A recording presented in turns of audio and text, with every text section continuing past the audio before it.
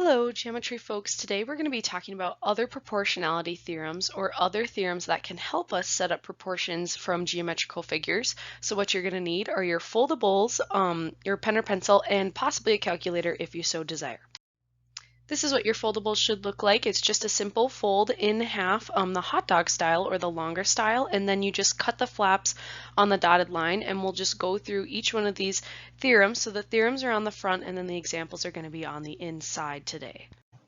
So let's start off the notes with the first theorem, the triangle proportionality theorem, and that states if a line parallel to one side of a triangle intersects the other two sides, then it divides the two sides proportionally.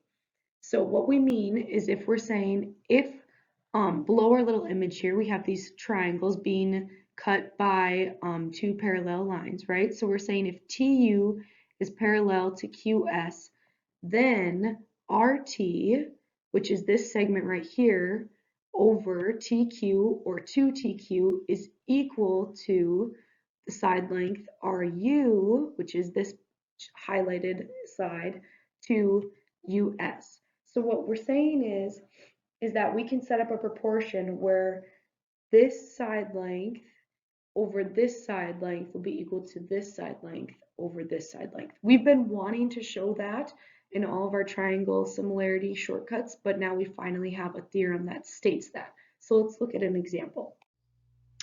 Okay, so we need to find the length of ML given the picture. So knowing the theorem that we just talked about, we can set up a proportion because we know that the tiny triangle NMP is going to be similar to triangle NLQ. So what's happening like visually is if we were to break these triangles up, we have a triangle like this next to a big triangle like this. It's just that NPQ lies within or on top of that bigger triangle NLQ.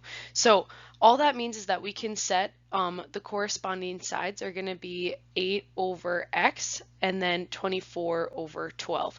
So that's going to be my proportion. 8 over x is equal to 24 over 12, and then you can cross multiply. So x times 24 is 24x. 8 times 12 is 96. Divide both sides to solve for x. So we divide by 24. X is equal to 4. So that means that the measure of ML is equal to 4. So that's example number 1. Okay, so the converse of the triangle proportionality theorem, remember, is the reverse of what we just learned. So converse always means like the reverse statement of the other theorem.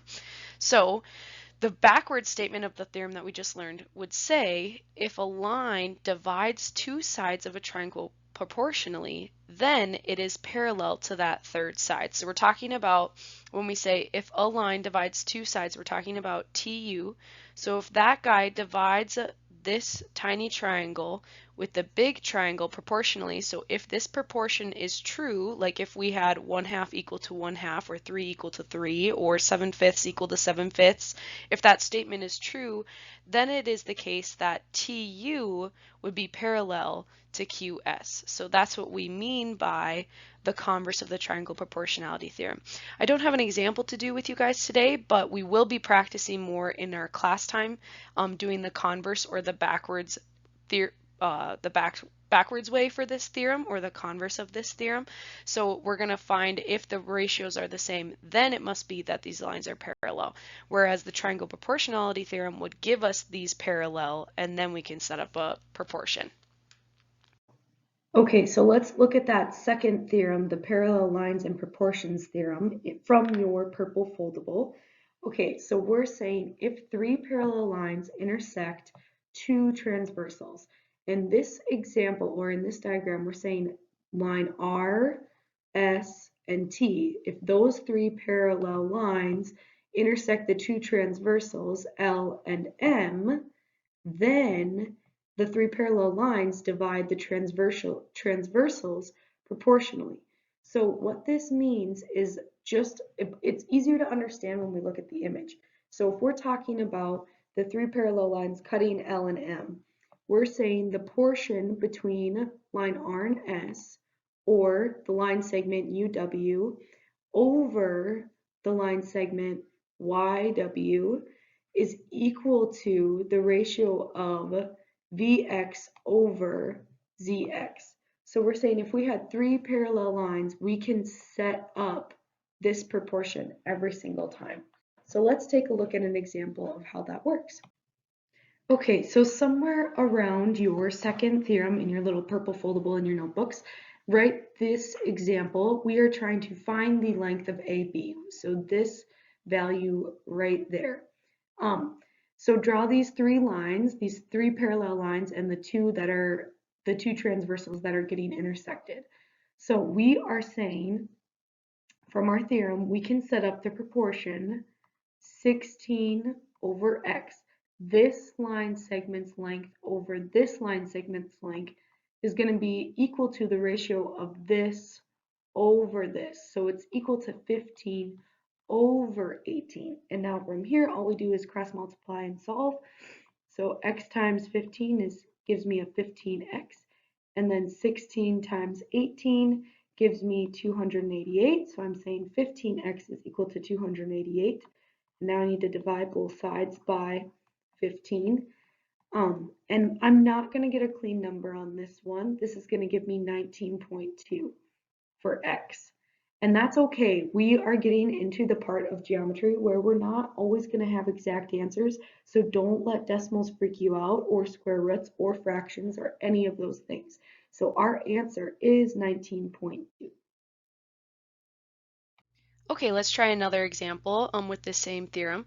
So remember, the theorem tells me that it's this piece over this piece is going to be equal to this piece over this piece, but we don't know necessarily this piece, or it didn't give it to me immediately. We're going to have to find that. Well, over here, we know that we can just take 35 minus 25 for a value of 10 for that right there. And then if from here to here is 7 plus 14x, and if from here to here is 22, then all we have to do is take 7 plus 14x minus 22 to get me that length that goes in there. So 7 minus 22 is a negative 15. So we have 14x minus 15 is this section of that segment right there, 14x minus 15. So our proportion then is going to be like 10 over 25 is equal to 22 over 14x minus 15. So now cross multiply. 25 times 22 is 550. If we cross multiply this, remember we have to multiply an expression, so we're taking 10 times 14x minus 15, so we're going to have to distribute that 10. So 10 times 14x is 140x. 10 times a negative 15 is minus 150. We still have the left side at 550. So now add 150 to both sides. It's just a two-step equation to solve for x. 550 plus 150 is 700, equal to 140x. Divide by 140 on both sides. So 700 divided by 140 means that we have x as a value of 5. Okay, so we solve for x. Okay, last but not least, we are talking about angle bisectors and their proportions. This theorem, so it's our last theorem in our little purple foldable. We're saying if a ray bisects an angle, So what that means is we are cutting the two angles here. So this angle is going to be equal to this little angle. That's what we mean by it's bisecting the big angle C. We're going to say that this angle is equal to this angle. It's cutting it exactly in half. So if a ray bisects a big angle of a triangle, then it divides the opposite side into segments whose lengths are proportional to the lengths of the other two sides. So the opposite side from angle C would be AB, right? So we're saying this portion and this portion are going to be proportional to the sides that are adjacent to the angle. So it's probably easier to see if we just look at the ratio that they set up. They said AD, this side length, is over DB is going to be equal to AC over BC. So make sure we know that it's not AD over AC that we're doing like we did with our triangle similarity shortcuts. It's AD over DB. So the two segments that are being bisected across from the angle bisector, and then the other corresponding adjacent sides. So that's how we're going to set up proportions for these ones. Okay, so somewhere around your last theorem in your purple little foldable, make sure to get this example, and this is our last example for our video today. So we need to talk about which angle is getting bisected, and angle B is the one that's getting bisected. So our ray is BD, and we're saying that this angle is congruent to this angle, so that means that the big angle B is getting bisected. So the side opposite of B is AC. We know that DC is X, they gave us that, and we also know that the entire side length of AC is 40. So we can figure out that AD is 40 minus the DC portion, right? Minus this portion.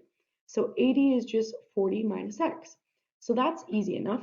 So we're going to set up our proportions. And remember, we have our first ratio is going to be the pairs of sides that are opposite the angle getting cut in half.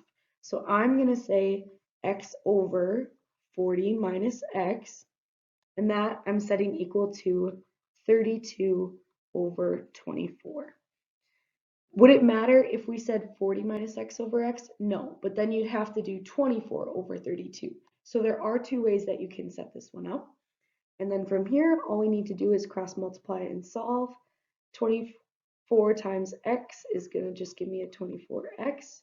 And now I'm taking 40 minus x, that entire quantity, times 32. So first we have to distribute the 32 to the 40. 32 times 40 is 1,280 minus 32 times x gives me a 32x. Now I just solve like normal, solve for x, so get x by itself. So I'm going to get all the x's on one side, which requires me to add 32x to both sides. 24 plus 32 gives me 56x equal to 1,280. Now all I have left to do to get x alone is divide by 56. And again, I am not going to get a clean answer for this. I'm going to get a funky decimal. So 1,280 divided by 56 is going to give me 22.86. And if they asked me, what if they asked me to find the length of AD?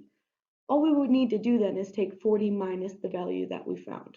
So keep that in mind that we're going to be able to find other parts like that if they're set up in such a way. Okay, so I want to thank you for taking good notes, and I hope you have a great weekend. See you when we get back. For the last problem, I want you guys to actually solve for all of these missing parts on your own. If you want to choose to work with someone like a partner of some kind, that would be awesome, but you don't have to.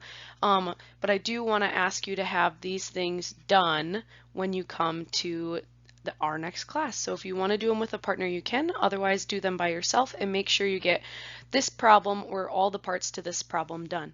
I want to thank everybody for taking good notes, and I'll see you soon.